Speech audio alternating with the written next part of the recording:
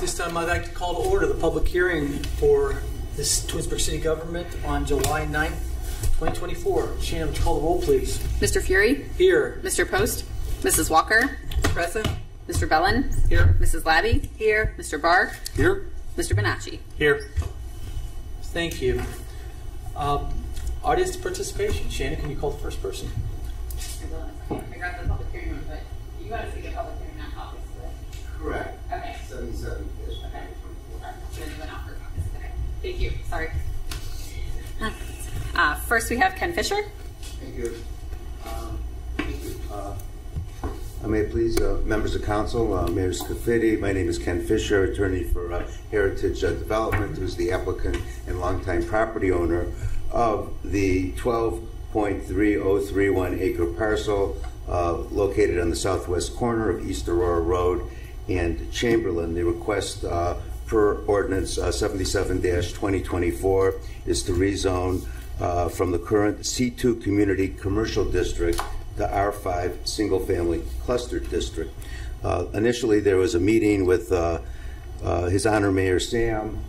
Matt was there, planning members of the planning staff in regard to the proposed rezoning and request. And the concept is transitional housing to allow residents in the community to be able to stay in the community, first floor master, and again this would be developed by Ryan Holmes through Robbie Benjamin, who's the longtime liaison representative, real estate developer for Heritage Development, and it's the same team that successfully developed the other side of 82 with the Ryan Home project.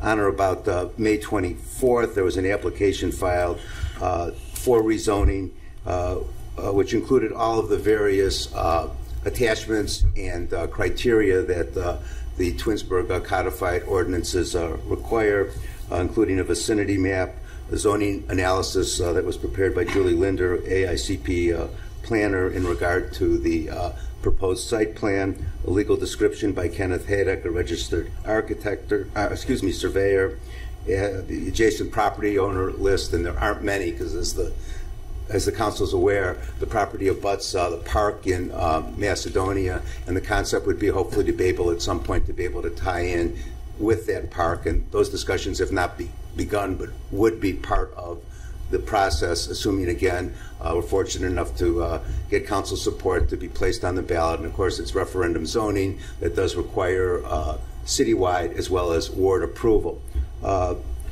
We also attached, for purposes of discussion, a site plan with units and floor plans prepared by and through Ryan Holmes.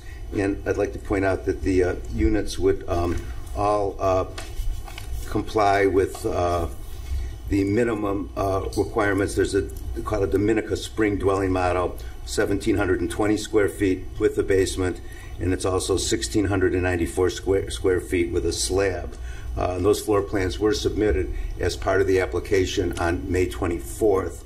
On June 17th, Robbie and I appeared in front of Planning Commission, and the recommendation was unanimous to support the rezoning. And again, the request is to allow the electorate to consider the issue on the November ballot. With that, I'd like to turn it over to Robbie, who I'm sure would have comments to make. Good evening, everybody. Thank you, Kenny, Mayor, everybody in the council. Appreciate you hearing us. This has been one of the most challenging pieces of land we've had in our portfolio with Heritage. I think Mr. Wolstein, the longtime developer of Heritage, who passed away about 20 years ago, probably developed 3,000 plus lots and homes in the community, did a lot here. Mrs. Wolstein, who just celebrated her 95th birthday this past Sunday, is still very involved in our company, and we're very interested in working with you on this, and we would like the opportunity to go to the ballot again.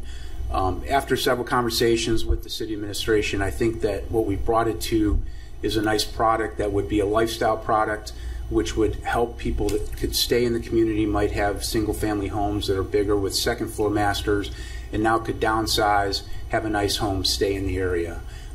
There's not a lot of areas that can do this type of product.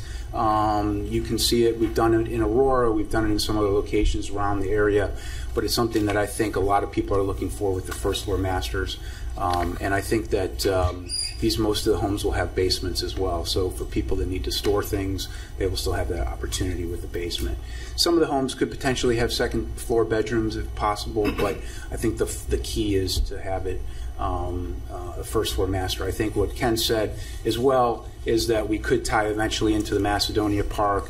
We'd like to keep some buffering. There will be some buffering in the front of the development, in the rear, and we'll obviously have to do some retention and things like that and work with the city engineers on the plans, but we think it could be a very nice location and a very nice development for the community. So we appreciate the opportunity. We'll hope that you'll support it and allow us to go to the ballot. Thank you. Thank you, Mr. Benjamin. Shannon, is there anybody else on the list? There is none. Okay. Any comments from the administration or council? All right. This time I'm going to close the public. I have a question. What is it exactly is your vision to tie in with the park? I was just curious on what your vision would be for that. I think we had some conversations in the offices here that most likely the retention for this community would be on the east side of the development, and we thought going that maybe an amenity like a walking path through that could tie in eventually with the park. Haven't had that conversation yet with the mayor of Macedonia. Maybe that's something we can do once we know that we've got the zoning, and maybe it could be something helpful for them too. But I think it would be more towards the east side of the development, and where the retention pond, build a walking path around there, and then lead it into the park. Okay, thank you. I just have one question, Mr. Benjamin. Yes. I don't recall the specifics in 2020 when it went to the ballot. Has your vision or the plans changed from where it was presented then? Yes, that was more of a product that was Whispering Woods, phases 1, 2, and 3. Whatever, yeah, so that was more, I think they had some optional ranches in their product line for that development, but that was more tailored towards the family and, more of a second floor master. I know there are some ranches there, but I think this is a little bit more for the older empty nester and someone that wants to stay here, or move here that maybe is in another community. You've got a lot going on in the city, and I think that it's always a very nice area for people to come to. So I think the vision is more of a cluster product, smaller, but still very nice. Thank you, sir. Any other questions or comments? All right. This time the public hearing is closed. Thank you. Okay. So, you want to go back here and work on Do 79. Second.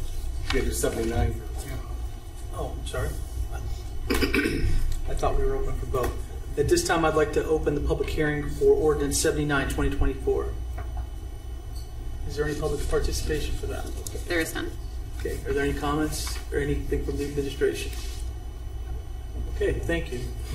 The public hearing for 79, 2024 is closed.